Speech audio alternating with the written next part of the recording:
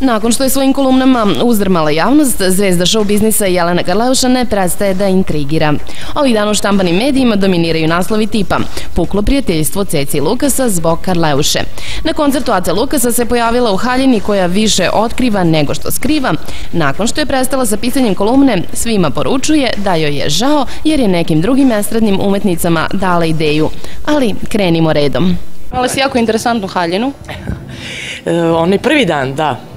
Pa to je jako interesantna haljina. Nije bilo, tačnije. Darko Kostić uvek napravi nešto jako interesantno. U svakom slučaju, meni je drago ako se publici svidelo. To je kao carevo novo odelo. Svi ga vide, u stvari odela nema. Ja više nikada neću da spavam, jer kada spavam ja gluposti sanjam. Na pitanje da li je zaista puklo prijateljstvo između Lukasa i Cece, Aca nam je već odgovorio. To su gluposti, mislim, ne znam kako već to da rekao, to su strašne gluposti. Prvo, nije puklo prijateljstvo između mene i Cece, pod jedan. Pod dva, tek nije zbog Jelena, ni zbog koga. Ko se s kim svađa međusobno i koga ne voli međusobno, ja stvarno u to neću dolaziti. A JK na sve to kaže. Ne bih ja rekla da je to zbog mene, naprotiv, Aca Lukas nije ni mali, ni lud da bi Jelena Karleuša bila razlog bilo kakvog prekida, tako dalje, razlozi su ipak neki drugi i ja stvarno niti sam razlog tome, niti želim da imam bilo kakve veze sa tim, prosto to je njihova privatna stvar, ali evo ja vas ubeđujem da zbog mene sigurno nije. Ostalo nam je još da čujemo i Cecu, a sudeći po onome što smo mogli pročitati u skandalu, situacija je možda malo zamršenija nego što nam se na prvi pogled čini. Ne mogu ja sada kažem, ja sam vidio sve taj tekst, puklo prijateljstvo u skandalu, ali ne mogu ja kada da je to lažni tekst, jer Ceca je dala istu izjavu, međutim, oni su to ljudi pogrešno protumačili.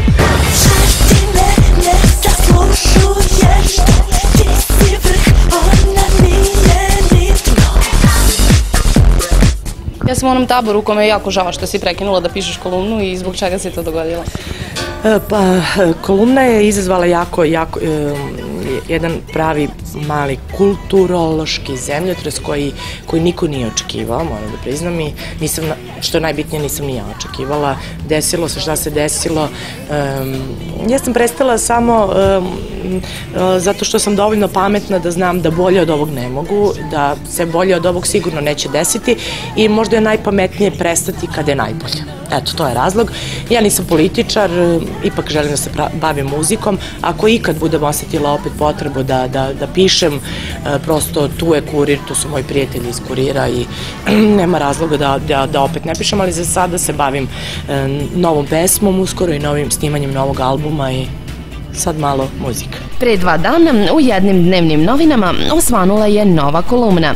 Ovoga puta autor je Seka Aleksić. Pa meni je jako žao što sam im dala tu vrlo lošu ideju. I unapred se plašim za njih.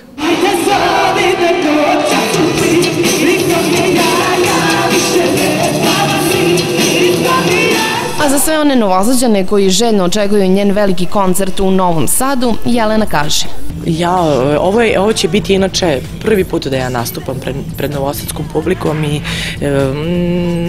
ajde mogu da kažem se jako uzbuđena i volela bih da sa novim albumom dođem i ovde u Spens. Mada Novi Sad je jako blizu Beograda pa se plašim se da svi oni koji su došli u arenu da možda su došli iz Novog Sada, tako da, ali zašto da ne Spens jednog dana. Inače ovo je prvi put da nastupam i u Spensu, prvi put pred novosadskom publikom i sad ćemo da vidimo kako ću da prođem, ako bude dobro bilo, eto mene opet.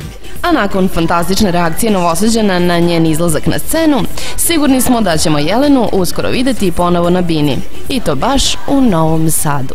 Hajde zovi me noćas.